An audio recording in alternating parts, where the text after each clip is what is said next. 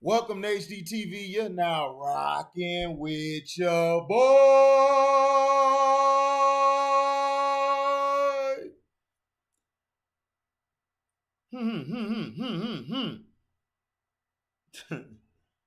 So, let's see.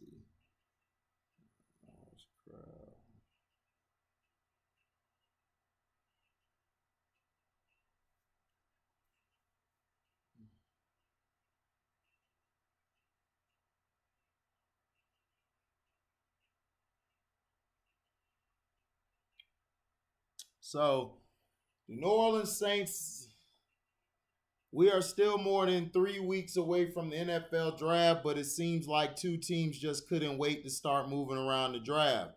Adam Schefter reported today that the New Orleans Saints and Philadelphia Eagles agreed to a massive trade that sees 8 draft picks changing hands.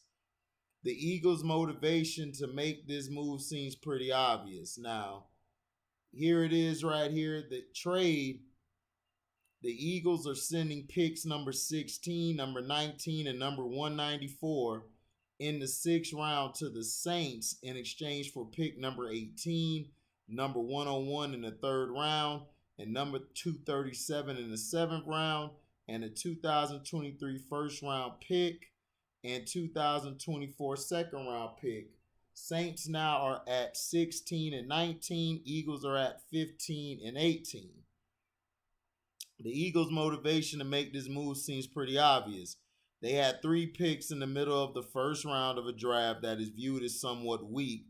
Now they've gotten rid of one of those picks and secured one for next year's draft, which is expected to be much stronger. It also gives them time to figure out their quarterback situation. As much as the Eagles say that Jalen Hurts is their guy, their actions tell us otherwise. They were in the market for a couple of the bigger names at QB this offseason and can't be blamed for not being entirely sold on Hurts as their franchise QB. There were some dicey performances for Hurts this season. Hurts threw 3 interceptions and only scored 7 points against the lowly Giants squad. The Eagles didn't score against the Bucs in the playoffs until the fourth quarter when they were already down by 31. Those games have to have the Eagles wondering what his ceiling is, and now they have another year to figure that out with 2 picks that could potentially land them a QB next year. For the Saints, it's a bit more difficult to figure out what exactly their plan was here. Maybe they're trying to land a receiver and replace Teron Armstead in the same draft, but they gave up a ton of capital to do so and probably could have just used their second rounder to accomplish one of those things. This just feels like the Saints gave up way too much for an unclear purpose, and the trade as a whole has fans confused. So, yeah, the Eagles, they did a great job in the trade. Like I said, last night, I was telling Q, what a shout out to my big bro Q. Well, my brother Q, we about the same. I think I'm older than him by a couple months, but like Q said, he said it best. It's like, the Eagles aren't sold on Hurts at all. Even Chris C said that. Shout out to Chris C. The Eagles, Jalen Hurts, I wasn't sold on him in college, but he played to me solid last year for what he had around him. I'm not saying that he's the sole, he's not. I'm not saying that he was the sole reason they did well down the stretch, but he was the majority of the reason. He did some good things. Now he did have some bad games where he played against some bad teams, but the Giants have always had the Eagles number. Even when they trash or whatever, they just don't like the Eagles. You know, that's how it goes. But a great move for the Eagles. The Eagles can stack up their depth. Not only this year they can stack up their depth, and then next year they can go after picks or go after the players to start building for a future, and then after that, they should be straight. But the Eagles, I would give them a B for this. The Saints, I give a C minus because you giving up all this stuff really hurts you because you got Jameis coming back. You have a defense that is championship, Super Bowl, ready. And you just basically gave up a lot of picks, which could have helped your depth. But hey, what do we know, right? We're on the couch. We're on the couch watching these guys. Now, let's see.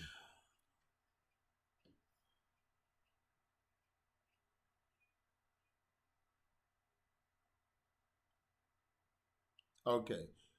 Um, Cooks. A few days ago, excuse me. Can a rumor turn into a reality? And then can it turn Brandin Cooks into a member of the Dallas Cowboys?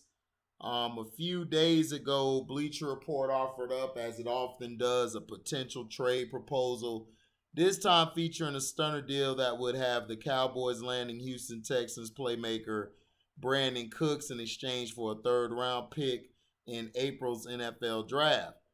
Any substance here from a Dallas perspective? Maybe not much. While it is true that the Cowboys are looking to replace Amari Cooper, a cap casualty, via trade to Cleveland earlier this season, off season. Cooks, along with his speed and consistency, may not be viewed as a number one receiver, like, say, DK Metcalf, and therefore to Dallas may not merit the $12.5 million price tag for this, his final contractual season. And of course, that goes hand in hand with Cooks, who's 28, surely prepping to ask for a new deal. But now along comes ESPN reporting that the Texans have received multiple calls on Cooks. Should Dallas be among those teams?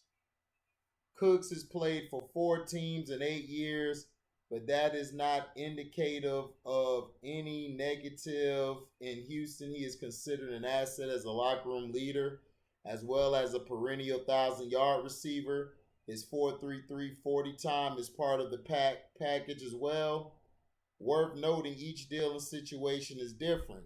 While the Cowboys only landed a 5th-round selection for Cooper, sources in Houston via TexansDaily.com tell us that the Texans do not plan on parting with Cooks for the rumor/report compensation of a 3rd-round pick, and they might listen if teams offer a 2nd-round pick. Given the depth of receivers in this draft, Cooks, even as a guy who put up 90 catches for 1,037 yards and 6 touchdowns in 2021 for an awful Texans team, isn't a match with the Cowboys team that thinks it can find a running mate for CeeDee Lamb and Michael Gallup and for the Dak Prescott-led offense in late April. So let's see. Who's going to be the hero tonight for a national championship? Let's see.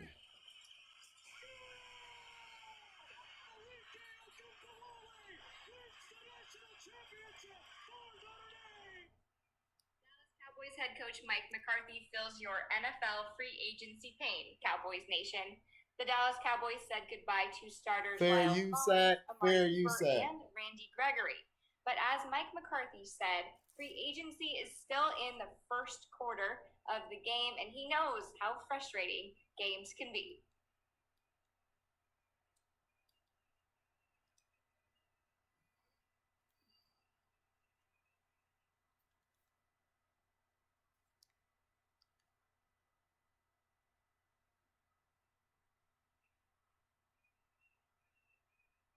Let's see. Well, he didn't say nothing, but yeah. Dallas and Brandin Cooks, I don't think they Brandin Cooks I think would be good for the team in the slot. Glad that he's addressing the offensive line. It's and guilty. And Jerry hadn't spoken in a while, so something that stood out to me was basically them getting Brandin Cooks. Brandin Cooks is okay, but he could get hurt. He's injury prone, and not only that, I don't know if he'll fit Dallas because Dallas tells their quarterback who to throw to and who not to throw to. So they'll probably bring him in and bring him to throw, but I just don't see them giving up anything. Dallas to me is building through the draft. They're not doing those days where they would trade and have this big salary cap guy, on the roster and he doesn't pan out. So they haven't really addressed anything in free agency or through via trade since a caliber like Terrell Owens. Now, Greg Hardy they picked up, but Hardy never was the superstar of that caliber.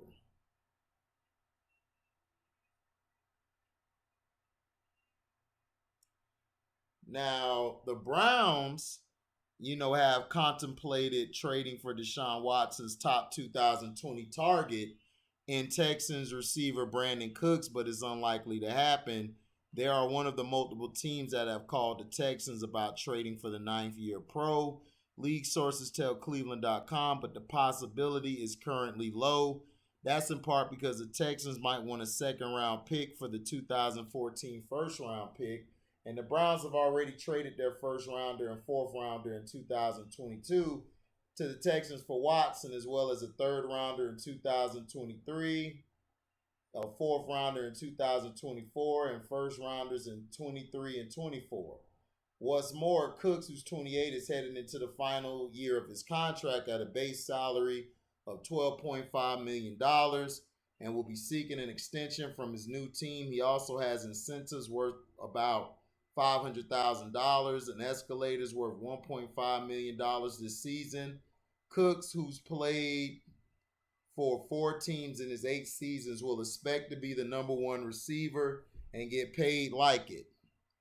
And the Browns have already traded for their ex-receiver and former Cowboys 4-time Pro Bowler Amari Cooper.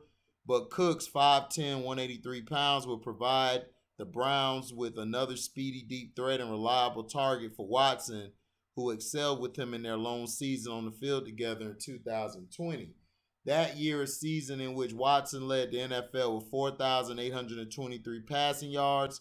Cooks caught a team-high 81 of 119 targets for 1,150 yards and 6 touchdowns. In 2021, with Watson a healthy scratch for all 17 games after he asked to be traded and in the throes of his legal issues, Cooks caught 90 passes for 1,037 yards and 6 TDs from a combination of Davis Mills and Tyrod Taylor. The reception in 2021 were tied for 13, the yards were 20th, and the TDs were tied for 18. In 6 of his last 7 seasons, he's produced 1,000 yards or more and can play outside or in the slot, which he did 34% of the time in 2021. The Browns will likely add another starting receiver this offseason, whether it be a college prospect or a veteran. In addition to Cooks, they've also discussed re-signing current free agent Jarvis Landry, who's drawn interest from several teams, including the Chiefs.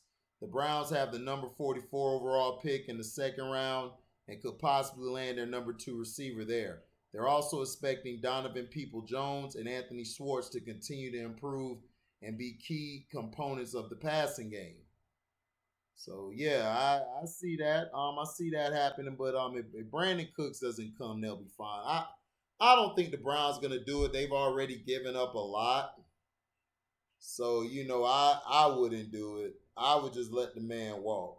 In just my personal opinion. I think he's okay. I don't think you should give up a lot for him.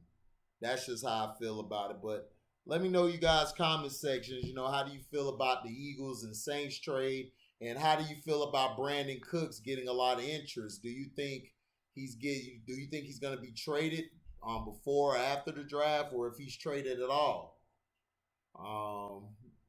Let me know. Thank you for listening. Like, comment, subscribe, share this. Hit that notification bell to select all to receive upcoming notifications. And if y'all love what y'all hear, y'all can donate to the page by Cash Apping me at the word welcome. Go into the description box, clicking the link to my Cash App, which will be easier, or in the comment section, you can donate whatever your heart's desire. And whenever the video is live or premieres, you guys can super chat. So thank you for listening. We out. Deezy.